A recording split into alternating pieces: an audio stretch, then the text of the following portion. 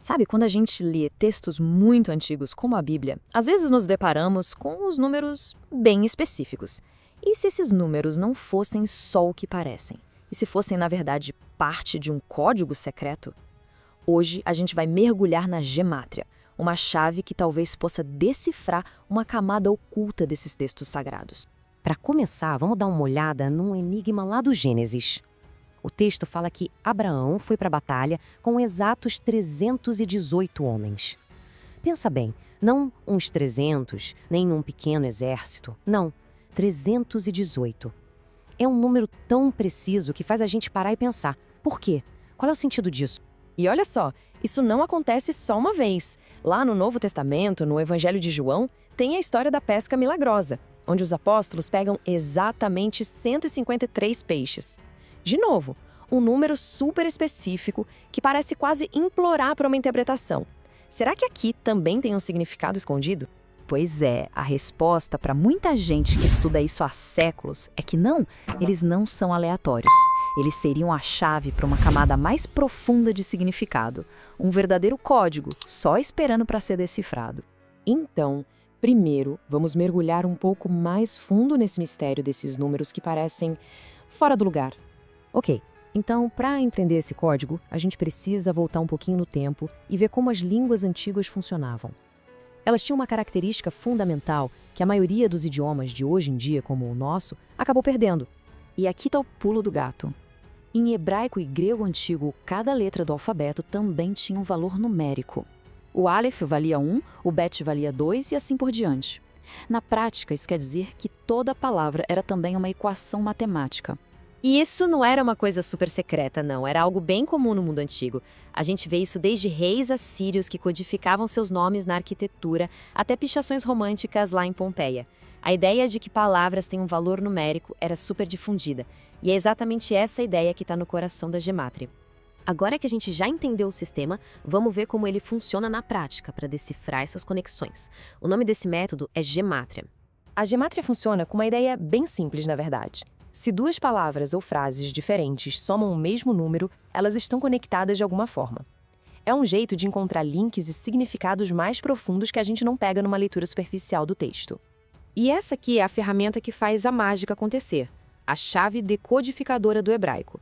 Cada letra tem um número correspondente. As primeiras valem unidades, depois dezenas e, por fim, centenas. Com essa tabela, qualquer palavra pode ter seu valor calculado. Vamos ver um exemplo prático para ficar bem claro. Em hebraico, a palavra Amaleque, que representa um inimigo ancestral dos israelitas, soma 240. E, curiosamente, a palavra Safek, que significa dúvida, também soma 240. A gemátria sugere aqui uma conexão. Talvez o verdadeiro inimigo espiritual seja a dúvida, aquilo que paralisa a fé. Beleza, agora que a gente já tem a chave, vamos voltar para aqueles mistérios lá do começo. Agora é o momento ahá. Então, lembra dos 318 homens de Abraão? O que esse número significa, afinal de contas? Quando a gente aplica a gematria, a gente descobre uma coisa incrível. O número 318 é o valor exato do nome do servo mais fiel de Abraão, Eliezer. O código parece revelar que a vitória não veio da força de um exército, mas da fidelidade de um único homem de confiança.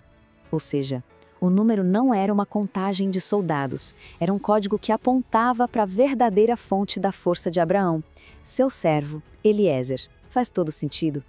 Agora, vamos para o nosso segundo enigma. E aqueles 153 peixes que os apóstolos pescaram? O que será que esse número esconde? O número 153, ele corresponde direitinho ao valor da frase em hebraico, Bnei Ha-Elohim, que significa, literalmente, os filhos de Deus. A mensagem simbólica aqui é poderosa. A rede dos apóstolos não pegou apenas peixes, ela representaria a totalidade de almas que seriam pescadas para o reino, se tornando filhos de Deus através da missão deles. E só para fechar, olha esse outro exemplo que é impressionante. Uma profecia bem antiga lá em Gênesis diz que Shilo virá. O valor numérico dessa frase em hebraico é 358. E, pasmem, a palavra hebraica para Messias, Mashiach, também soma exatamente 358. A gematria conecta a profecia diretamente à sua realização de uma forma matemática. Então, o que todos esses exemplos mostram é que a gemátria é muito mais do que um simples jogo de números. Para os seus praticantes, ela aponta para uma verdade bem mais profunda, um universo que talvez tenha sido construído sobre um código divino. Para quem estuda e pratica isso a fundo, a gemátria é quase como uma prova, uma evidência de um design divino super meticuloso. É como se fosse um checksum teológico, sabe? Um mecanismo que garante a integridade e a profundidade do texto através dos milênios. Mas olha, tem um ponto bem importante aqui. Para os praticantes sérios, a gemátria não serve para inventar teorias do nada. O propósito dela é outro, é revelar a arquitetura oculta que conecta ideias que já existem na tradição. É como olhar para a ponta de um iceberg e usar gemátria para entender a estrutura gigantesca que está debaixo d'água. E isso se conecta com uma crença muito forte na tradição cabalística. A ideia de que as próprias letras hebraicas não são só símbolos para sons. Elas seriam os blocos de construção da realidade, o código-fonte do próprio universo. Isso tudo deixa a gente com uma pergunta, né? Uma pergunta que fica no ar. Se as histórias que a gente acha que conhece tão bem são só superfície e por baixo delas existe essa arquitetura complexa de números e significados, que outras conexões ocultas ainda estão lá, esperando para serem descobertas. A chave, ao que parece, existe. A questão é, o que mais ela pode revelar?